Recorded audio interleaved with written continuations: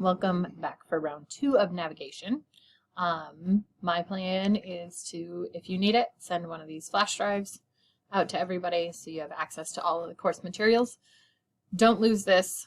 Do take it and copy it to the hard drive on your computer or the computer that you will be using for the class. If you don't have this, you can download it right here on the Canvas site. But when you download it, you open it up and it looks like this. I don't expect you to navigate this. All I expect you to be able to do is double click on index. When you click on index, keep in mind it's all written in HTML. You don't have to have an internet connection to access it if you have the thumb drive. But it will open up in your default browser. I always use Chrome because I'm a huge fan of Chrome and I know that Canvas plays well with Chrome. So as you can see, there's only 15 weeks worth of course content in this class, but I've taken this Tech A120 commercial web page development and spread it out through the entire school year. So if you successfully complete both semesters of the high school class, you are eligible for 3 credits of the college class through Prince William Sound, which is a branch of UAA. This semester, my plan is to make it through weeks 1 through 8, and you will finish, essentially your final in December is going to be the midterm for the collegiate class.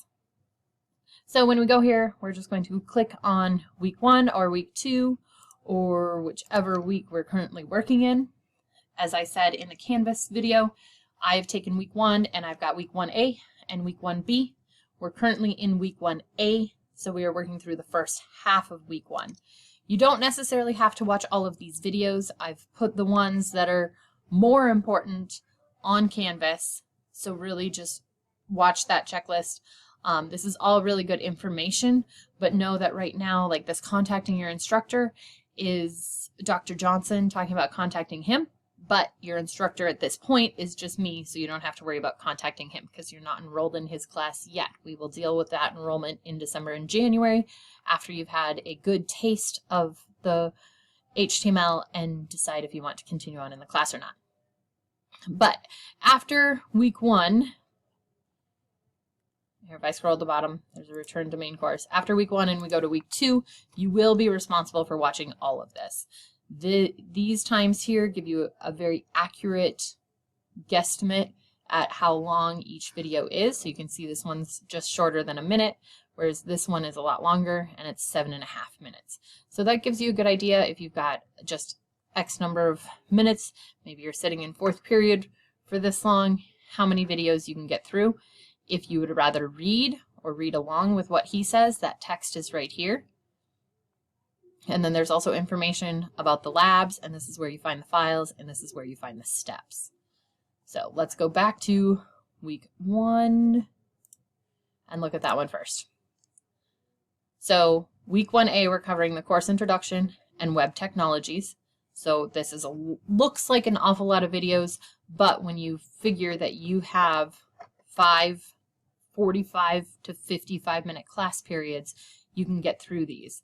Because this is a collegiate level class, it is probably going to be more work than your high school classes. But like I said, we're going at half the pace of what they would in college. So hopefully that will help. Down here, we also have optional readings and different web resources. The book is completely optional. I took this class with Dr. Johnson a couple of years ago. I never once bought the book, so don't worry about buying the book. These practice quizzes, you can take them on here, but you also need to take them on Canvas, or you can only take them on Canvas and forget about taking the ones here. But these are really nice because you can tell the difference between the radio buttons, which are round ones, like this one. HTML is a scripted programming language. And the checkboxes, remember, you can have more than one answer. Radio buttons, you can only have one answer. And you can check your answers down here, and it will tell you exactly what you get correct and what you get wrong. Vocabulary, I have also taken that vocabulary test and put it on Canvas. You can ignore these communications. You should email me or Zoom with me or call me. There's the goals and the slides. And then this is what your assignments would be if you were in the college class. But remember, right now you're not in the college class. So what you need to do is post the discussion in Canvas, and that is right here, discussion 1. We only have discussions in A weeks. And then take this practice quiz. If I leave student view, I'm currently really close to publishing module 1B. So there is 3 practice quizzes here and your vocabulary. There will also be a space to load your assignment for the lab. So here's your weekly coding assignment. It goes along with a rubric. Absolutely refer to this rubric. This rubric should match exactly what is in Canvas. But when you look at the weekly coding assignment, it looks like this, right? And so this gives you some instructions. Like I said, it matches a rubric, but it doesn't tell you exactly what to do. So there is some creativity there that allows you to make what you want and do what you want. But like it says, you are to place 2 comments somewhere in your code.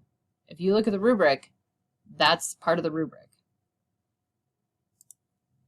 So when we go back to the rubric, right here, code has 2 comments, 0, 2, or 4. That alone is worth 4 points that you have 2 comments in your code. So hopefully this helps you navigate the thumb drive a little bit when it comes. Do know that you should just save this to your computer, but you also should save this thumb drive in case you start working on another computer. As long as you're on a single computer, when you check things off here, if you come back to it tomorrow, you can see that your check marks will stay, so you know exactly where you were at. But for now, week 1 is in Canvas, week 1A is in Canvas, and I will get week 1B published here shortly. That's my goal before I go home today, so hopefully that all works out. But by all means, let me know if you have any questions, because I'm happy to help. This is new to me, so I'm doing what I think is the most user-friendly, but if you don't find it very user-friendly and you would rather see it set up in a different way, let me know. I'm happy to help, and I want this to be the most beneficial for you so that you can be successful. I look forward to working with you and hearing from you more this semester.